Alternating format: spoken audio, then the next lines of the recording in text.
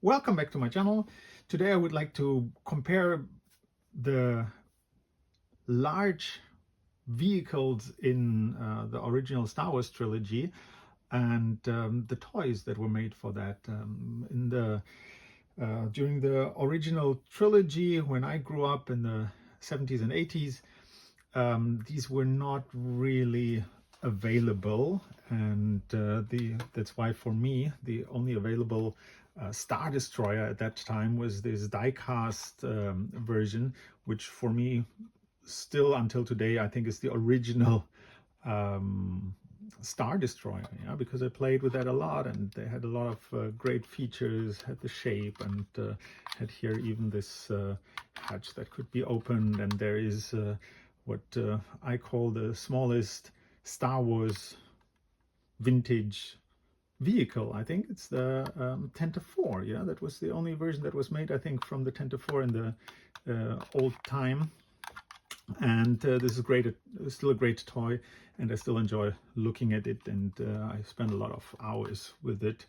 And what was very important, because I hear quite a lot that sometimes the scale is not really fit to the 3¾ inch figures, and honestly I think in my circle of friends this was not really important at that time. Yeah? So we imagined this was a huge size and played with it, and matchbox size die cast vehicles, and had a lot of fun with that, and imagined that once we get on board, then we played with the 3¾ inch figures. Yeah, so I think it's absolutely great that we could just play with our imagination and didn't need it in the right scale. But having said that, I would like to compare these the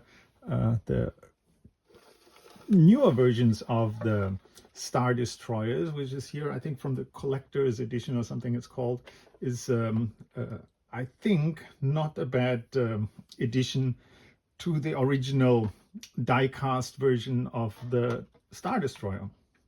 Yeah, we have here different versions I just put up here, which is, I think, from the De Agostini, also die-cast version.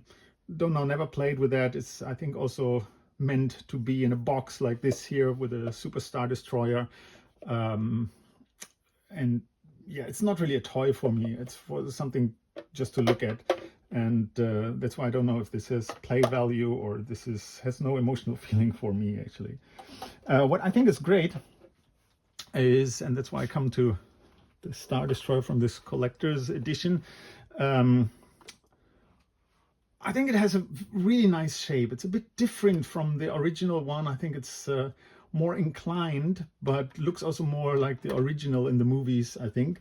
And now, as an older person, I believe this looks really great. Yeah, it's really nice, made from the shape, and looks very much like the original, what you see in the movies. Additional to that, you have some functions here. Actually, you could have left that out. I think there would be a better hidden button that just light up the inside, would be very nice. Here you have some sound effects, and you can see maybe here, actually there are some holes here, which if it's dark, it looks quite nice, has some illumination, and looks more original like in the movies. And on the back you have these blue lights for simulating the thrust or the exhaust or whatever that is. Yeah, so this is actually from the shape and from the size also. I think this is a great thing that I would have liked when I was a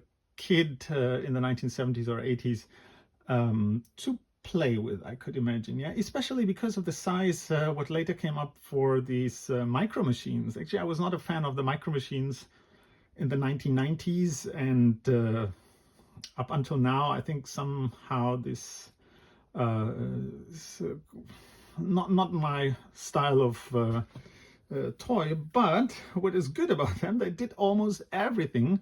All vehicles that have been done have been at least done in the micro machines world. And what is also great, sometimes the size just fits. Yeah, if you see, this is the, I think they're not made in the same collection from the same maker, but If you want to play like the chase of the Millennium Falcon, I think this looks just great in size and fits perfectly to that.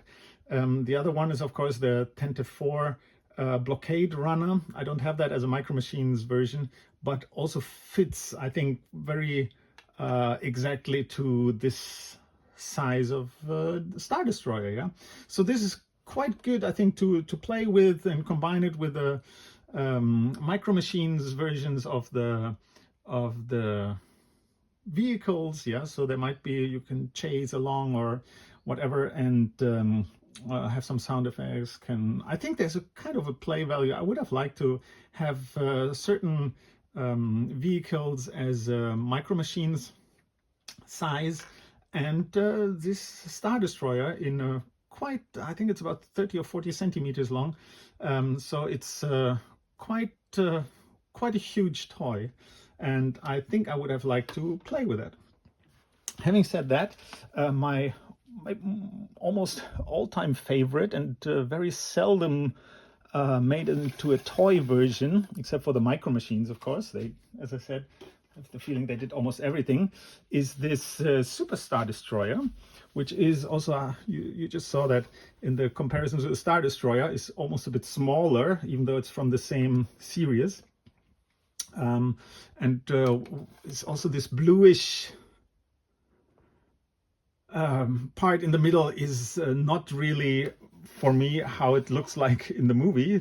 But anyway, it's about 30-40 centimeters long, and it's really a great edition. I think I made a video about this already. So this is just as a reminder.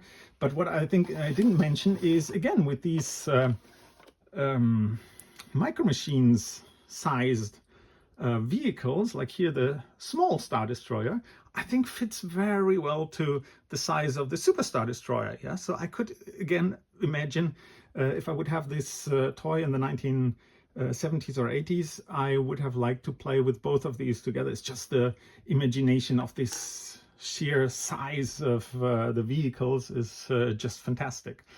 I just want to compare these vehicles because I think I haven't done any video about the different sizes of the Star Destroyer, which is, as I said, one of my favorite vehicles, especially these huge vehicles like Star Destroyer, Super Star Destroyer, Death Star, which were not really made into good vehicles at that time. I hope you enjoyed this video. Give me a like or give me a comment, and hope to see you soon.